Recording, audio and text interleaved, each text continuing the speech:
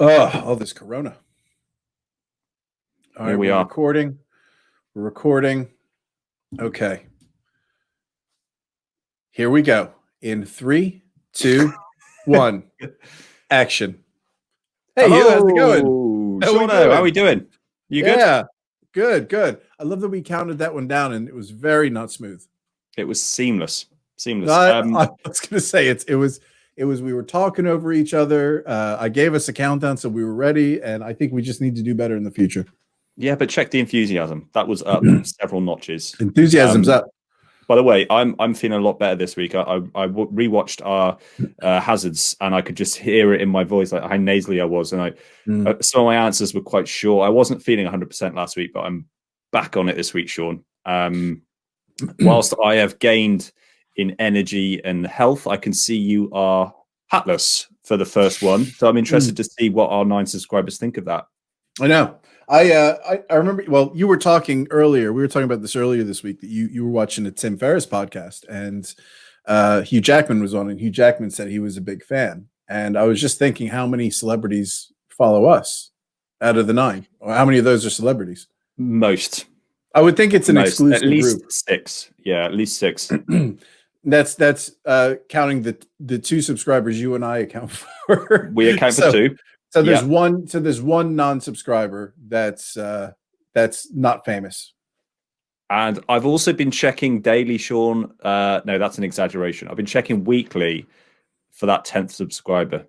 That 7th celebrity, just to kind of nip us over to the double figures. That's a little benchmark there, isn't it? Yeah, that is. I think we need to keep that in mind here. That we should do something when we hit 10. I think it is. We've been stuck on 9 for a while. So what's new with you this week, Huw? He says fluidly. Yeah, and ignore the fact there was a jump cut there, everybody. I don't think I saw it. No. But yeah, I'm doing well, mate. I can't complain. How are things going with you? I'm very busy, professionally very busy with the whole situation in the world and my employment. Not much going on outside of we're having to contend with more of this whole thing going on with the virus. And as much as I try to ignore it each week, it's becoming a bigger and bigger part of my regular life. As I've pretty much stopped paying attention to American politics, but it's impossible now with President Trump coming down with the coronavirus, and it's just all very weird. Even then, I try not. It stresses me out a bit because if for anybody who's watching this, and Huw, I don't know how up to speed you are on the recent events. I'm aware that he's got it. I heard that on the news, and the First Lady, and that's all I know. I know that the implications of that could be quite big, but I don't know. Yeah, whether there's anything after that, whether you can update me on. But I was going to ask you your thoughts about this whole situation. I'm curious to see where I'm just going to play something and see if I can play something in the background just to show you what it is that was going on. I'm just going to mute this. So there's a few things that have happened this week. And the first thing that happened was President Trump had his debate, and that debate was a dumpster fire. Not really going to talk about that. I think it's irrelevant. We don't know what's going on. However, he then was diagnosed or contracted the coronavirus. And it turned out that this event that I'll show you on the screen here, so I'll share my screen, happened on, I think it was Wednesday. And it's being considered a super spreader event, which is frustrating because this is the U.S. government pretty much. It's the White House was leading this. So what happened this week, we had a Supreme Court justice, or it was last week, pass away. Donald Trump is filling this role, and he's had this huge Rose Garden ceremony after having multiple rallies. And the issue is, I don't know if it's going to pan, but are we going to see more than just this? God, But if you look at that, gives it enough of an image, though, doesn't it? Nobody's wearing a mask, or if you were to look at the picture coming from the other side, it's people shoulder to shoulder, a lot of old white dudes as well, who are going to be quite susceptible to the disease, who are hanging out together. Now, many of the president's team, many people who were involved in this event have contracted the coronavirus. And President Trump is in the hospital. and he's within that dangerous period of 7 to 10 days. The next day, what ended up happening was his doctor came out to give a press conference, and in that press conference, he said Donald Trump is in hour 72. This was on Saturday of his diagnosis. Now, he's since retracted that statement, but that created a bit of an issue because if he was in hour 72 on Saturday, that means he was at this event with the coronavirus and he was at the debate with the coronavirus.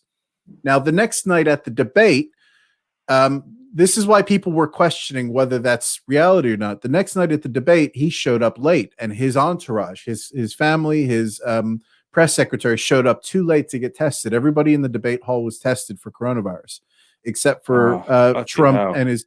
So I didn't know that. Right. So if they were late, that's fine. They went on the honor system. They're tested regularly. It's not a major issue. And the Cleveland Clinic, which is I don't know if the debate was in Ohio, but quite a reputable medical center. They were testing everybody, and the Trump entourage walked in, no masks on, with the exception, I think, of Melania had a mask on when she was walking in. When they sat down, no masks. Everybody on the Democrat side, so the Biden side, like all the spectators, everybody had masks on.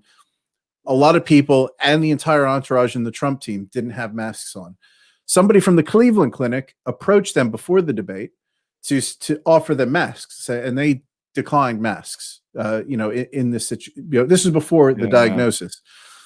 So the question was, the doctor did retract that, and I think people are just taking that on face value. But there are people that are saying, based on the behavior, the fact that they arrived late, maybe they didn't want to spill the beans that he has coronavirus, and they were just going to try to thunder through. Because it did seem strange at the time that they showed up late and bypassed. They were the only people that weren't tested. So now he's in the hospital, and I find the whole idea of the U.S. president with coronavirus in the hospital quite unsettling, because it just makes me feel like we're a long way away from seeing some sort of return to normalcy. And it's frustrating because this one person and he just puts himself in stupid situations all the time. This is one person who should be able to avoid the COVID more so than anyone else. It shouldn't be hard for him to not get COVID, given he's tested daily and everybody who's supposed to be in his sphere is tested. It's frustrating. Yeah, I can see that. I didn't know most of that stuff, Shawn. It was just the top level stuff that I heard on the news just passing whilst Lou had it on, and I thought, oh god, that's going to have implications. If he's out for sidelined for a couple of weeks, and I understand this is a key voting time right now and doing the rounds, I don't know really what's going to happen with the election. And actually, you like Trump, hate Trump, whatever you think of Trump, it's irrelevant. Is it fair to run forward now at a peak time with him incapacitated? I mean, and for those people that feel, well, it needs to run ahead regardless, let's just think if it were on the other side of the foot, if it were Biden out, would it be fair to do that? And I don't have the answer either. I'm not sure I have the right response, but from the voting side alone, it's really going to make a difference, because if he's tied up, it depends on how bad he has it. He could go to like the cusp of ventilator side of things. Yeah. And when you're after it, it's not like you're a spring chicken after either. Like some people have real, like even permanent breathing difficulties as well. So I first and foremost hope that he is okay, him and his wife, and things are okay. But yeah, from all of the things that you were stating there, I don't know how much is made up, how much is true, and perhaps we'll never fully understand. But I can understand your frustration, because it seems that a lot of it is avoidable. Just that group, that shot that you took there so brilliantly on YouTube, just seeing them all shoulder to shoulder, no one wearing a mask. It's quite irresponsible when the country and the world is making an effort, and it's kind of like, oh, we'll just do what we want.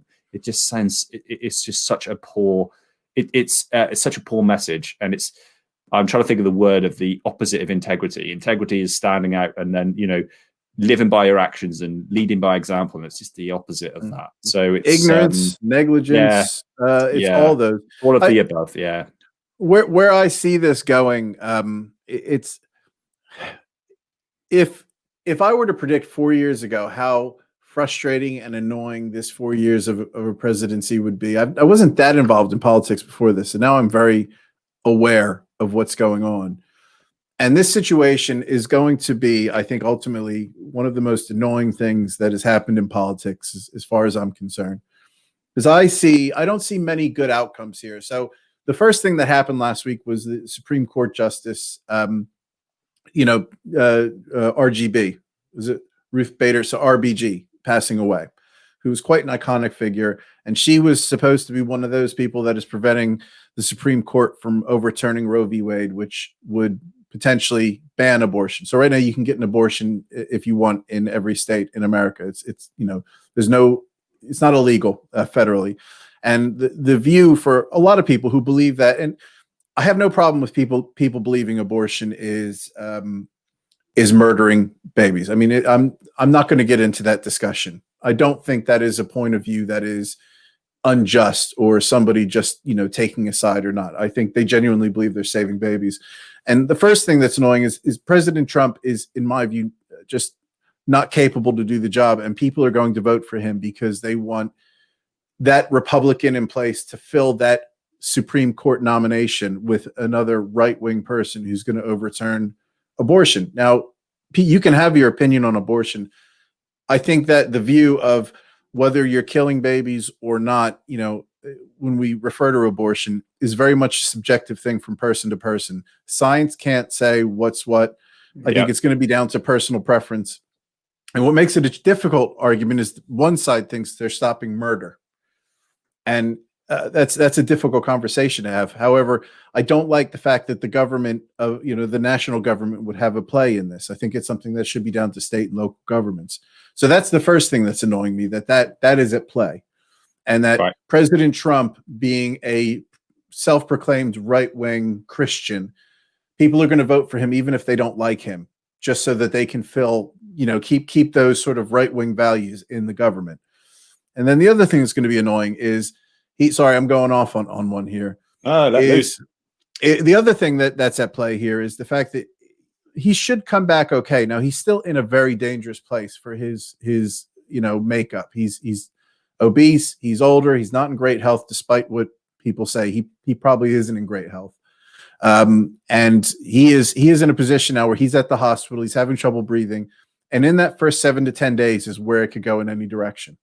So just because he was feeling better yesterday on a video doesn't mean that he's not out of the woods. He is not out of the woods. He's had trouble breathing. He's had to have oxygen at points, but he isn't on oxygen or a ventilator right now. When you saw his video that he released, he looked scared. And it's a scary thing for someone in his position. So we don't know what's going to happen. However, he comes out of this, instead of being gracious, and Boris Johnson, some will say when he came out of his near miss with coronavirus, or his near death, he came out a bit overly cautious as a leader and a bit more respectful of what it means. I could see Donald Trump coming out of this totally ignorant or unwilling to take any lessons from this. The fact that all these people, who were in his circle got coronavirus, and, they're at risk effectively. And he's going to come out and he's going to start preaching again that, yep, masks are stupid. Nobody needs to wear a mask. It's personal choice. And look, it's no different than the flu. I had it. I was in and out of the hospital. No big deal. So why are we shutting everything down? And to me, that's going to be the most annoying thing about all of this. It's going to drive me batshit and dangerous. Yeah, I think neither of us know that, but based on what we've seen in prior experience of how he handles situations, it's kind of what I think everyone would almost expect. I hope that we're wrong. I really do. And I hope that he gets through it okay, first and foremost, because I want anyone to kind of go through that. And I hope that there is some humility off the back of it from what he's been through. But I'm with you. I think that it will, he'll be using it. My guess and assumption would be that he'll probably try and use it to his advantage. Yeah. The only thing I was watching another YouTuber, just, I don't know where I found the guy, but I'll put a link in the description. He's starting to actually get quite big. He's a lawyer in New York by the name of Nate Brody. And he was talking about this, and he had a slightly different spin, which I thought was quite good. I thought it was quite good because that's kind of what I wanted to see happen. So I have some biases here when I'm referring to his point of view. And he was saying that, look, if you're voting for Trump, you're voting for Trump no matter what. It doesn't matter what he does or doesn't do or how he treats masks or whatever. You just don't care. And that's a Trump supporter. Don't really care about the numbers, the stats, the data. We back our guy. And if you don't back Trump, you don't like him, you're not going to vote for him. Nothing has changed in that dynamic. What is at play, though? I think there are going to be an element of independent voters, and that's who's going to sway the election. And that always is the group that sways that election. There's people that don't know one way or the other. Those are the ones that are going to sway the voter. And I think it's very difficult for him to spin this in a way that's going to make that group, likened to Trump, because it just looks really irresponsible. Everybody in that circle, in that atmosphere, that's not the right word. Everybody in that sphere has gotten COVID-19. I'm exaggerating with everybody, but quite a few people. And the fact that the government threw a super spreader event is just so stupid. Yeah. We're trying to get numbers down for the economy. He wants the economy to do well. So let's throw an event where we can actually exponentially increase the people in this orbit who are getting COVID-19. Yeah, no, I totally agree with you, mate. I don't really know what else to add on that front. I think that it's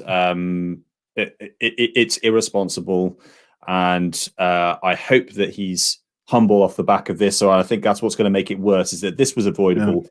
And then off the back of it, this avoidable situation is maybe some arrogance or some kind of ploy that it's, it isn't that big a deal. I got through it or whatever, Yeah. Again, it's unfair of us to say because we have to see it, but he may shock us with that, but that's what we would anticipate based on how he handles everything else. So yeah, let's just hope that they kind of get through it anyway. But sorry to bring that one up, mate, but maybe you needed to get a bit of a event, to get it off your chest. I think I probably brought that up because it was one of the things that was on my mind this week. It's something I was keeping an eye on, because the other side of the coin that I hate is I hate the idea that he would pass away because of this. I think it would be an awful thing. Yeah. And I would think if he does, what I worry about then is there's going to be people dancing in the streets because he's died. It will happen, though. Yeah. It will happen. And that's what, it sickens me, that stuff. It sickens me. It sickens me because it's just a disgusting thing to do for anybody that dies. And if I take a step back and look at it as somebody who's not emotionally invested in Trump, and if I didn't give a shit about his life or death, there's an element where you can look at it and just separately and say, well, yeah, he's a polarizing person. He's very, he's got a lot of hateful rhetoric that he uses. So yeah, of course, people are going to do that. That doesn't mean that I accept that and like that. No, I think the sad thing is you're probably right. That I wouldn't be surprised to see that from the kind of hatred and vile that you hear from both ends. But it's a very sad case of affairs that would actually happen. Yeah, I think that the thing that there's many things I don't like about politics, but especially so in the States, it just seems to be so polarizing from one end to the other. It's like it's got more and more polarizing since I've been an adult. And if anything, you would think in this day and age, people would be looking to try and bridge the gap, learn from mistakes, and learn to find common ground and try and find something actually more central. And they get more and more aligned, and they cross over even. That's where the richness is, I think, is a blend of both. But it seems that we're going further and further away from that. And to the extent, like you're saying, if someone were to pass away and celebrate, this would not happen back in the Batman days and the Dukes of Hazzard days. Like you wouldn't be, people wouldn't conduct themselves in that way. But unfortunately, not in civilized US or maybe places like UK. But I think you're right, mate. I think you're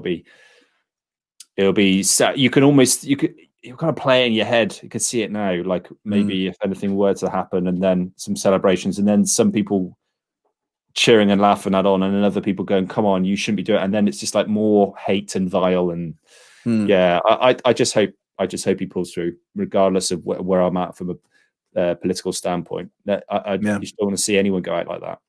Yeah. Well, we'll see how things play out. I'm curious to see how long we're going to be in this situation. We're personally we're looking at I'm supposed to go away next weekend, which we touched on briefly, I think a couple weeks ago. Not to the States. I had a golf holiday booked. It's like a 4-day thing up in Cheshire. Sorry. Yeah. And Cheshire is now surrounded by lockdown areas, and we're paying attention to that. But now my wife and I are thinking about, we're supposed to go to Turkey in February.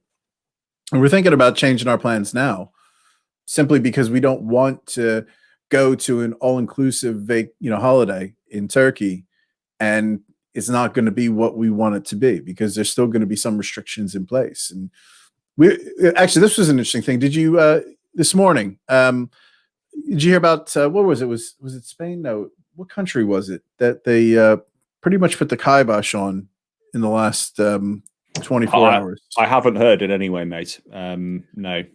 But I got in a bit of a debate with my wife. Who was? Oh, it's going to bother me now. Have a look, mate. Have a quick gander on Google. That's a good idea. Yeah, we should not depend on my. We can pause this shit. My aging brain. we can. So Nick and I was about to write brain. That's how dementia laden. You cannot do two things at once, can you? It just one thing at a time. You get your type in. Country lockdown, UK government, and then we'll see what the news says. News. Northeast. What country was it? So Poland and Turkey added. It was Turkey. Sorry, that was added to the quarantine. Oh, it was the country that you booked a holiday with? Yeah, I don't know that it's going to still be locked down though. I think it'll probably be a 1 or 2 month thing. Yeah. Okay. But Nick and I had a debate. So my wife and I had a debate about this. Okay. You know Nick. I don't want to say her name, Nick. It wasn't a major debate. I think we agreed largely. But I've been quite patient with the way things have been run here for the most part. I think we have to give some latitude to the government, because this is, it's not something. Sorry? It's unprecedented. Unprecedented, and it's not easy to manage. But I think we got in a debate on the language that was used in, as far as how the communication's been, because they made a determination on Thursday that by Saturday morning, by 4 a.m., you had to be back in the country. And it's not as if the numbers skewed that much between Tuesday and Thursday. And for me, I feel like they should have a more consistent time frame, when they close a country off. So you have, as a flat rule of thumb, you have 48 hours from the point. And it's not that way. So France, I think when they closed France down, it was something like 72 hours, or it was not quite, it was like 48 hours. But with this, it was like 36 hours people had to get back. And there was a point where I felt like they knew there was enough data in on Tuesday to make that determination. And should they not have been more prepared to know what the plan is when cases get to a certain level? What are we going to do? We're going to lock down when cases get to this point, and here's how we're going to announce it. And I've just felt like the communication and the preparation has been not as good as it should have been for this stage in the crisis. So I feel like I'm probably in between. I probably agree with both of you. I haven't heard Nick's side, but I'm kind of assuming it's more the opposite in that, well, I don't really know what the government has access to and what other considerations they have to have in play and everything else going on. I don't have a clue how to make that decision. And even if you had all of those different metrics and data points coming in and biases and people suggesting other things, I still think it'd be a really difficult decision to make. So I feel hesitant to be too hard on them, because I think it's like almost an impossible job. Having said that, from an end user perspective, from someone that's receiving this communication, you think, stand back and go, okay, as kind of leaders of this, of our three countries in the US and UK, how well are we handling it? How would we grade ourselves out of 10 for the performance? You're like, it's definitely not a 10 out of 10. And you'd be like, okay, so why is it short from 10? If it's a 7 or it's an 8 or it's a 4 or whatever. And you think, well, consistency of communication would be one thing that would shine through. How even in the British Isles, where you have Scotland, Wales, Ireland, and England all doing different things, and you have segments of the UK that can and can't do things. Oh, sorry, segments of England, counties and areas and towns that can do certain things and others can't. It is quite confusing, and I think, could they do a better job of communicating? I think we'd really have to push back and challenge them to do a better job. However, I think we have to caveat by that, saying that they're in almost they're in an unprecedented situation, and I think we can easily be led down that one path, which is to hammer them for doing a better job. And I think it's really prudent of us to kind of give themselves give them the consideration. They're in a really difficult position, and we need to be patient with that and have some understanding. So yeah, I'm in the middle, actually. I wouldn't say I'm heavily either side. I feel like there has to be a bit. I think you've highlighted Nick's point quite well, in that, what's the process for locking down a country? Which ironically, countries we say, so apparently in the UK, when we see a country go above 20 per 100,000, I think it is, or 20 or 30 or something like that. No, it's 20 per 100,000. That's the point in which we close that country down and we say, everybody come back or you're going to have to quarantine. Right. Britain is at about 60 something, which people that work at travel companies are livid, because we are not permitting Brits to go to a place where the risk is lower, and we're not allowing people from those. It's riskier here in a way. It's like yeah. But I'm okay with that, because they have a flat rule and they're just keeping that rule consistent, because cases aren't always going to be this high. I can live with those inconsistencies because it's black and white. It's clear. Yeah. I have my trip is going to be up in Chester. So it's Chester, and Cheshire West is the council. And right. I like the fact that we're doing these council lockdowns, based on local outbreak areas. I like that. But when, let's say, my wife's Nan, she lives in a part of Birmingham that's right on the border of some of those areas that are and are not locked down. The first thing I would have done when we've determined that we're going to lock down by council, if I worked for the government, is to put together a website or an app that I can put in a postcode and it tells me what the rules are. The local councils and newspapers are doing this, but that's the first thing I would have done. My wife had to go through and look at the website, see what the lockdown measures are, then had to go on the borough council website to see if that, was on the border. But now they've got things in place now, but it's, early doors. That would have been the not made easy. Thing. Yeah. If I was a business, the first thing I would do is, where are people going to go when they need to know what the rules are for them? It's not easy. And from my perspective now, I'm waiting to see what's happening with the local lockdowns for my area. I'm going to be supposed to be going away in a week. And those are just the little things that just sort of eat away at me. It's like, why aren't we communicating this better? Oh, and there was one other thing. When they locked down the areas, I think when they brought in the new restrictions, which was the group, the rule of 6 and all that business, that sort of phase 1 lockdown, they've done this the last few times, where they make the announcement on Thursday to say on Monday, we're going to do this. However, we want you to follow the rules. What everybody is hearing is, let's go ape shit and have a barbecue this weekend. Yeah, I agree. I think that's really poor. And now if we're going to do it, let's do it now. Let's do it today, as of tonight. And you might have had plans, but this is too serious. This is too big of a deal. So I'm afraid that isn't going to happen. I actually think they'd get more respect from that. People would be annoyed. They'd be equally annoyed, but I think equally kind of more respectful of the fact that, so now we can just do whatever for 3 days, but Monday suddenly we've got to be really on it. Yeah. I think any reasonable, rational person kind of questions that. That doesn't make any sense to anyone, unless for whatever reason there's going to be loads of people together on a Monday. But if anything, people are out and about on the weekend. I mean, I don't know. I don't think that the Monday they're on the weekend they're any less together. People are free from work to do what they want to do at that point. So certain things are easier, like the roads maybe aren't as busy, but and offices won't be as busy, but then other things will be busier. So it's that's one point I'm firmly on your side, mate. That I have heard and I agree with you. I think it's ridiculous. Let's just get it in as of tomorrow or as of tonight, whatever. My wife agrees with that as well. And it was funny because I remember that weekend and we were walking the dogs and it was just like every garden was having a barbecue. The whole neighborhood smelled like hamburger for like 6 hours.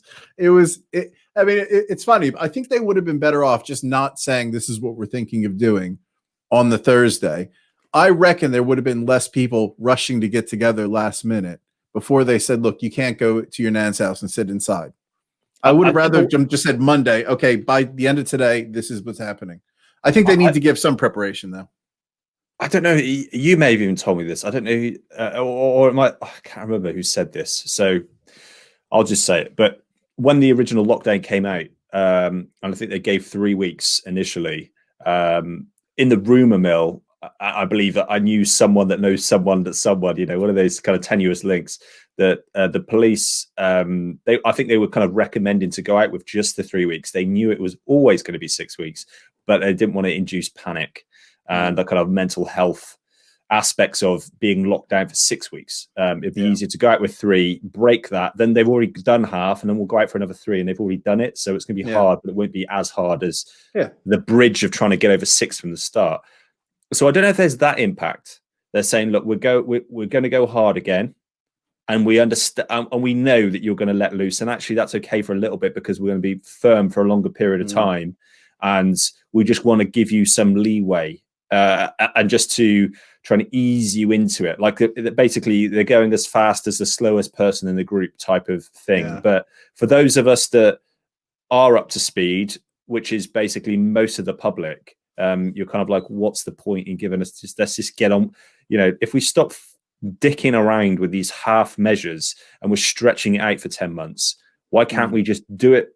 If everyone stayed in their home and if we're like, right, okay, in 2 weeks time, stock up, or in 4 weeks time, 6 weeks time, stock up with everything you have. What we're going to do is a lockdown for 3 weeks and nothing's going to be open, nothing. I mean, yes, there's going to be chaos. You think like police and stuff like that. Yeah, there's going to be other things to come into. But if we hit it really, really hard, we could almost be over with it sooner rather than these kind of weak measures, which are kind of just dragging it along for so long. But again, I'm oversimplifying the situation. It's really complicated, and I really stand by the rule that walk a mile in someone's shoes before you kind of judge them for that. And I haven't, so I'm going to really kind of I am judging, but I am aware enough to try not to, or to try and limit that and pull back a little bit. So to give that caveat. I think it was an interesting point you raised. I read about that whole thing where do we lock down for just 3 weeks and just, hammer it? Get it done. Very much your personality to do it that way.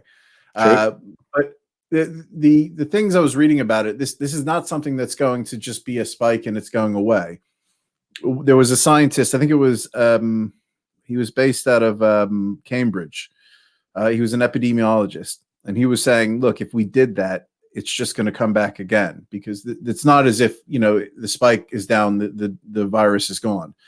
As you go into winter months, people are going to be indoors together more. And that's where this is why winter does tend to spike, because people aren't outdoors in open air. So I think we need to flip it on its head, and we need to just get on with life then. We need to it's like we either lock this thing down and get it over with, or we just suck it up. And those people that are scared and are anxious and are vulnerable, you stay locked up, you stay away and look after yourself. If you want to come out, then what we have to do as a nation is just get on with our life, because this thing is not beating the vast majority of people. So therefore we have to bloody get on with our life. We can't let something that only kills a small percentage of the society keep us back from living our lives. Like, we've just got to get on with it. I think there's middle ground, because I think how they're handling it now, because they're not locking pubs necessarily, they're not closing shops, so businesses are largely staying open. But I have no problem with restrictions that are rolling throughout the course of the next 5 to 6 months. I'm still able to go out and play golf or go for walks. They're not locking you in your counties, although there's some councils that are doing lockdowns if it's particularly bad, which I think is fine. If let's say your area has a really bad, outbreak, what's your view? Do you want to then go out and still be fine? We should be allowed to go nuts and go out and do what we want. I want the option to do what I want. So I would want the option to, if I want to go out and do that, then I do that, as per the remit of why are people allowed to advertise processed foods on, their cancer-inducing foods? Why are people allowed to drink and smoke freely when we should be? No, you've already had 3 pints. You're not allowed anymore. You're locked down from having more than 3 pints because that's going to have adverse effect for your health. Oh no, sorry, you were in yesterday. You can't come in today and drink 2 days in a row because of the health concerns that are associated with that, and it costs the government money, and you're going to have influences on other things and everything. What about someone that beats up their wife and she's not willing to testify? But that's, I mean, you've got what level? Where we stop? It just doesn't seem reasonable that we are being so dogmatic with something that has such a small percentage on our society, when there are other equally, if not greater, impacts to our society that we're so weak on. So that's the thing that frustrates me. So where I'm at, I'm looking for consistency across the board. If you're going to do lockdowns and you want to go down that path, then okay, as a citizen, I accept that. Then let's see some consistency across the board in other areas. And which, again, I think ultimately that's not a way to live with something that is of so, when I say little risk, I mean as a percentage side of things. I understand that it's hurting people and killing people, but so's cancer, so's diabetes, so's strokes and heart disease, so's obesity. There are many other, and so's driving cars, and there are other things too. So this lockdown measure for just this one very specific thing has massive negative impacts across people's general welfare and health and mental health, and yet we're kind of not really paying that much attention to that. So no, in response to your question, if it was in this area and there were people going out and doing that, and if I were an overweight person and I had vulnerable health problems, then I'd just stay locked up. I'd get food delivered to me. I'd be very cautious, do everything right, and just let it blow over, get myself in better health during all that time to try and better combat this situation. But then the most of it, the people that feel fine, that are in good health, go back to learning, go back to working, going back, driving this economy, getting back to the to living a normal, healthy life as much as you can. Yeah, I think it's. I'm not quite there. I don't think where I disagree. I don't think you can compare it to cancer or driving or anything like that. I think one, it's killing a lot more people than cancer is within the frame of reference of, let's say, a year. And I think the other side of it is we're not just talking about. I don't think we're talking about a small group of people that are in their 70s and older. Yeah, you can say, okay, look, I'm going to be safe and I'm going to stay locked down. But, at my golf club, for instance, you can't keep those old guys in because they're worried that they're going to get sick and die. So my neighbor that I've talked about, coming back and forth, I think she's on her way out now. And that's going to be directly attributed to COVID, just from the fact that she's struggling to stay in her house. She's struggling to stay locked down. My wife's grandmother, she's very mentally strong. She's doing fine, but she's really struggling with this. Yeah. And I think where I differentiate, I don't disagree. I think there's two things at play here. One, I think people are underblowing. Can I say underblowing? Go with it. That could be clipped out and mean something totally different. No, you got to keep that. So you were saying people were underblowing, yes? Yeah, loads of people underblowing. Loads of underblowing. The severity of it, because it's got like a 1% or point something percent for people that are, let's say, under the age of 60. But once you get above that age of 60, it's a scary number. Yeah. President Trump, I think, is in that sort of with his specs. It's a concern. Yeah, definitely. Like we're talking like 8%, fatality rate for at least for people in his position. And I think, we're not just talking about older people. We're talking about people with asthma or people with cancer or people with, who have pneumonia. And I think where the middle line is for me is I think a business shouldn't be allowed to go apeshit and allow people to be shoulder to shoulder in a bar indoors. That's where we're not talking about selling alcohol to one person who's going to kill himself. We're talking about getting a group of people together who are going to then visit their nans who can't stay in the house. And we're going to then have a lot more people dying. And then we're going to have the hospitals start filling up. And I think there's a middle ground here where we need to keep businesses open, but just don't be dumb and go out and hang out, but don't party. Like these university students in, what was it, Newcastle, who who are kicking off and partying in the streets and getting elbow to elbow because they can't stand what's going on. Yeah, of course. There's got to be some respect for the people that are, and I'm not saying this is you. I don't think this is representative of what you're saying, but I think that there's a point where you have to be respectful that there is a massive cross section of the population that are limited, and I don't think we can just say let's just go back to business as usual and fuck them. They just need to stay in. I have no concern for them because that's a large cross section of people. I don't think you can do that to anybody. I think that's very discriminatory. That's not your view. I'm not saying that's your view. That wasn't my view. It was the have the choice. This is what we're doing because there are people in their 30s and 20s who have issues that may want to hold back and be within their home and not have to go to work and work from home, that type of thing, and they should be given the full opportunity to do that without kind of discrimination against them.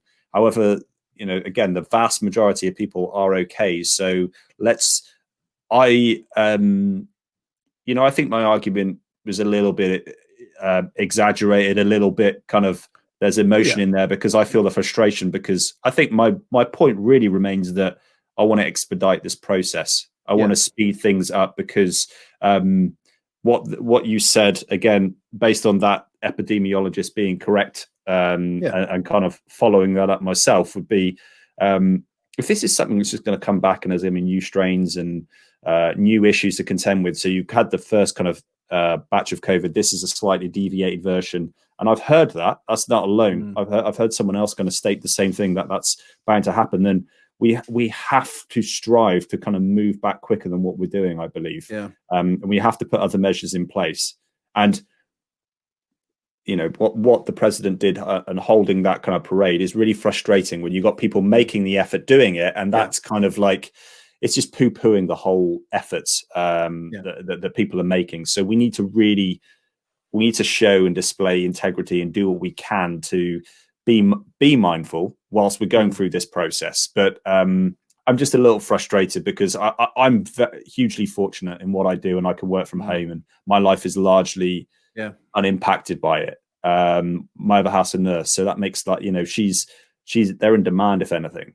So we're in two industries where we're not impacted, but there are others that have just been brutalized. And I mean, my friend actually emailed me through the company where we met, Shawn. They're having job cuts, and that's now on the BBC, and they're losing up to a quarter of their staff. And it's just like my heart bleeds for it, because the industry that they're in, and that's a really difficult time for them. And I just want to try and support all those. There's so many people suffering off the back of it from a financial standpoint and a mental health standpoint that would be more than likely okay. The large numbers would be okay with it. So that's where my frustration lies. I want to try and get them back and get them okay, because welfare packages and furloughs and everything can only go so we cannot. There's a price to that, and I don't think people appreciate it. Oh, we got extra time. No. Every single week we're doing that. We're hammering ourselves. We need to get ourselves back up by the bootstraps and get back to normality. I'm not saying we go cut everything and do that, although my point probably made that, like I was trying to put that across. I just want to go. I want to make the steps quicker and iterate more to that end to try and get us back on normal terms as fast as we can. Yeah, I that's where I've come around. Not from the first time around. I think I was very much for, given how close we were to summer and what the expectations were of a hardcore lockdown. I'm more of the thought that we need to do everything we can to keep businesses going. However, this is going to be with us for a long time, and I think that there is going to have to be some adaptation. So, for instance, the local Indian we went to, they're now doing a takeaway service that they haven't done before, and it's possible they could end up making more money offering new and exciting ways to get people into their restaurant, whether that be sitting there and eating or coming in to pick up food. And I think because this is like we were saying, a long-term thing, this is going to be around for a while. These companies are going to have to adapt. But I think it's all about people pulling together. And, I'm not going to argue with people about whether, the efficacy of masks. I'm just done with that conversation. But, I think people should be wearing masks just to sort of mitigate spread. And, supermarkets should be mindful. People should be mindful about keeping distance. And it's it's possible to keep people in business, keep people working. And, you know, maybe instead of spending money on furlough, you spend money on helping prop up, you know, the hospitality industry, where you're keeping people working and you're allowing them to put money back into the economy. You're allowing businesses to make money and adapt. So there's definitely a progression where we're at. But I think there has to be a greater level of, I guess, ownership people need to take and, you know, be in this all together. There's too many people that are just like, you know, whatever, I'll get it. Okay, well, that has a huge impact because you're going to go to the supermarket. You're going to be next to somebody in line. They're going to go see their nan because they just rocked up and rocked out. And, you know, there's just things that people need to think about. And people just don't seem to give a shit about it because that whole element of it, how contagious or how fatal it is underblown. So we'll I think you and I largely agree. I just get frustrated with, for me, my view is what's slowing us down is people not buying into, you know, the fact that we're in this together and we all have and to I agree do with that. Yeah. And I agree. And I agree with the communication could be improved to that and to try and help us buy in as well, especially the example that you gave that on a Thursday we're told by Monday we're not allowed X, Y, and Z. Well, that's not increasing buying. That's probably driving the opposite, if anything. So they could definitely move in the other direction. I just where my frustrations lie is in the way that they've approached it so harshly, and yet there are so many other things that are just you know, there are holes in many other really serious conditions and diseases that seemingly nothing happens, and people are even rewarded for it, financed for it. So that's where I get a little frustrated that we're just singling in on this. COVID isn't the world. Like, it isn't. Yeah. I know it kind of seems that way, but it really isn't. The vast majority of people are getting through it. And there are many other things we need to be considerate of. And I think we are being blind to those other things. So that's my concern. Yeah.